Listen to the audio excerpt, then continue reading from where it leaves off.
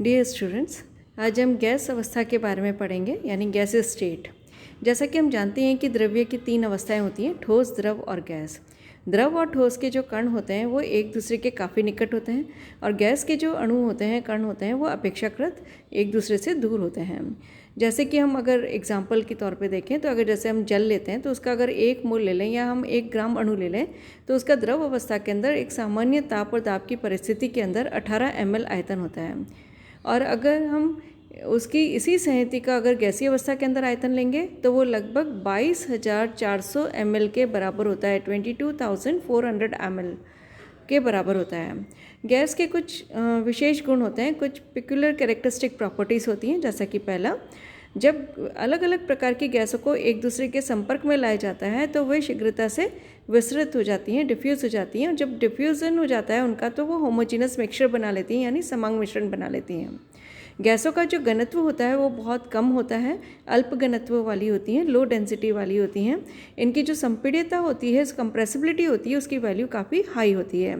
द्रव की तुलना के अंदर गैस का अगर हम घनत्व का कंपैरिजन करें तो ये लगभग 1,000वां भाग होते हैं, और इसी प्रकार अगर हम संपीड्यता का कंपैरिजन करें तो ये 1,00,000 गुना अधिक होती है। इस प्रकार अगर हम गैस को डिफाइन करना चाहें तो हम इस प्रकार से कह सकते हैं कि ऐसा होमोजीनस मिक्सचर जिसका आयतन दाब कम करने पर निरंतर बढ़ता रहता है। और अगर हम गैस का अगर कुछ नियम देखें तो दाब, आयतन और ताप के जो जिनमें आपस में परस्पर संबंध दर्शाने वाले कुछ नियम हैं, जैसे बॉयल का नियम है, चार्ल्स का नियम है, ग्राहम का विसरण नियम है, एवोगाद्रो नियम है, इन सब नियमों का गैस जो है वो पालन करती है। उसके बाद में इनके प्रायोगिक परिणामों के आधार पर कई सारे कुछ परिणामों के आधार पर कई सारे ऐसे सिद्धांत दिए गए, और इन्हीं सभी के फलस्वरूप एक सिद्धांत का विकास हुआ जिसे हम बोलते हैं काइनेटिक थ्योरी ऑफ गैसेस, यानी कि गैसों का अणुगति सिद्धांत। क्रॉनिंग है, क्लाउसियस है, मैक्सवेल है, बोल्ट्जमैन है, इन्होंने कई सारे अपने अपने विचार दिए थे और उसके आधार पर इस सिद्धांत का विकास किया गया है। काइनेटिक थ्योरी ऑफ गैसेस के मेन एजम्पशंस क्या हैं, मुख्य अभिग्रहित क्या हैं? तो सबसे पहला यह है कि गैस जो है वो is made up of numerous small particles. प्रत्येक गैस जो है असंख्य समान संहति वाले अत्यंत सूक्ष्म कणों से मिलकर बनी हुई होती है।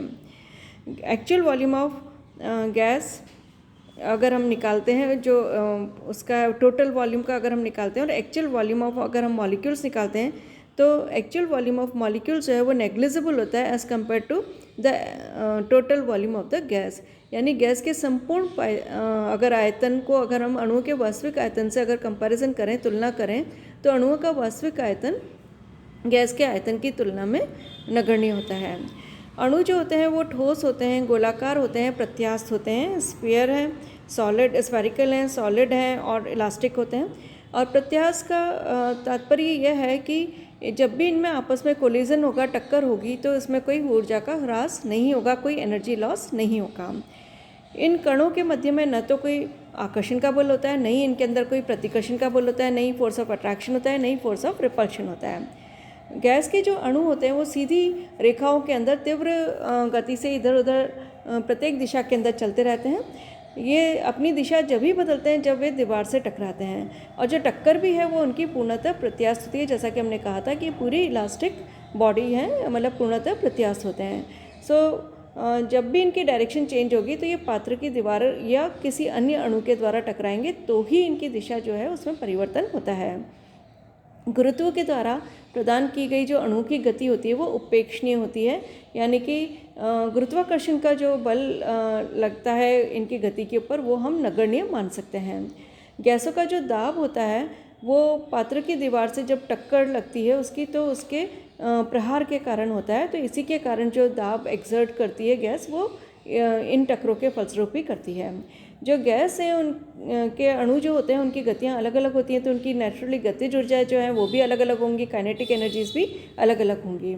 जैसा कि हम जानते हैं कि जो काइनेटिक एनर्जी होती है वो परम ताप के समानुपाती होती है, एब्सोल्यूट टेम्परेचर के समानुपाती है। तो यहाँ पर भी जो गैस हैं उनके अणुओं की जो औसत गतिज ऊर्जा होगी वो परम ताप के समानुपाती होगी, और जितना ताप अधिक होगा उतने ही अणु का वेग अधिक होगा। जब अणु का वेग अधिक होगा तो उतनी ही उनकी गतिज ऊर्जा भी अधिक होगी।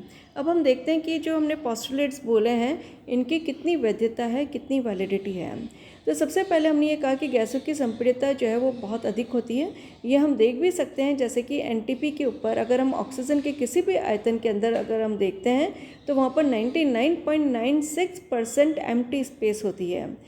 इसी प्रकार हमने ये कहा था कि जो गैस है वो सभी स्थान, जो भी रिक्त स्थान होगा उसके अंदर प्रसारित हो जाएगी, डिफ्यूज़ हो जाएगी जितना भी उनको अवेलेबल होता है, और उनकी उच्च संपीड़ितता होती है। तो ये बिल्कुल सही है, क्योंकि अणु जब एक दूसरे के अत्यधिक समीप होते हैं तो भी जो भी उनमें अंतराणुक बल होता है, इंटरमॉलिक्यूलर जो फोर्स होता है, वो उस समय सबसे अधिक होता है। अणुओं के मध्य कोई भी आकर्षण बल अदरवाइज नहीं होता है, ये पूर्णतः प्रत्यास्थ होते हैं, और इनकी निरंतर जो परस्पर टक्कर होती रहती है उसकी वजह से गतिज ऊर्जा के अंदर कोई ह्रास भी नहीं होता है। और कुछ समय के पश्चात अगर अणु बिल्कुल स्थिर हो जाएं तो उस स्थिति के अंदर हम ये कह सकते हैं कि पूरी की पूरी जो गतिज ऊर्जा है वो उनकी स्थितिज ऊर्जा के अंदर परिवर्तित हो गई है, यानी कि काइनेटिक एनर्जी जो है वो पोटेंशियल एनर्जी के अंदर चेंज हो जाएगी अगर वो स्थिर अवस्था में होते हैं। वैसे वास्तव में अणु कभी भी स्थिर अवस्था के अंदर नहीं होते हैं। अगर द्रव है तो द्रव के अंदर जो हम बहुत सूक्ष्म कण हैं तो उनके हम अलग अलग दिशा के अंदर निरंतर गति को माइक्रोस्कोप के द्वारा हम देख भी सकते हैं, उसको हम ब्राउनियन मूवमेंट कहते हैं। तो उसके द्वारा भी ये अभिग्रहित जो है वो सिद्ध हो जाता है। फिर हमने ये कहा कि जो गैस के जो अणु हैं अगर उसके मध्य में कोई वायु भी विद्यमान है तो भी हम ये कहते हैं कि जो गैस के अणु हैं उनकी गति पर गुरुत्वाकर्षण जो है उसका कोई भी प्रभाव नहीं पड़ता है। अगर किसी भी, जैसे हमने ब्रोमीन ले ली फॉर एग्जांपल, तो ब्रोमीन के लाल ब्राउन वेपर्स बहुत हैवी डेंस होते हैं और वायु के कंपैरेटिवली 5 से 6 गुना भारी भी होते हैं। अगर उसको हम जार में रख दें और जार को अगर हम उल्टा कर दें तो सारे के सारे जो अणु हैं वो ऊपर आ जाते हैं। इसका मतलब ये हुआ कि इनके ऊपर गुरुत्वाकर्षण या ग्रेविटी का कोई इफेक्ट नहीं होता है।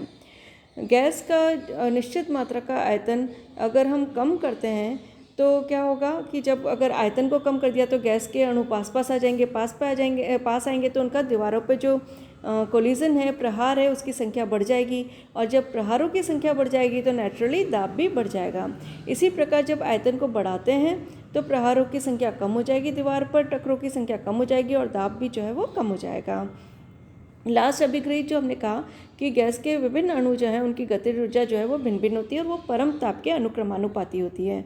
इसको भी हम इस प्रकार से समझा सकते हैं कि जब भी कोई एक अणु दूसरी अगर अणु से टकराएगा, अगर एक की एनर्जी कम हो गई दूसरे की अधिक भी हो गई तो वो किसी तीसरे अणु से टकराएगा तो वापस से संभावना है कि उसकी गतिज ऊर्जा बढ़ जाए।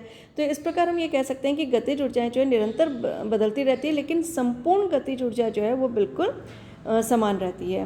तो इस प्रकार हम ये कह सकते हैं कि ये जो अभिग्रहित हैं ये काफ़ी कुछ सही हैं, और इसी के आधार पर अब हम काइनेटिक जो इक्वेशन ऑफ गैस है उसका डेरिवेशन करेंगे।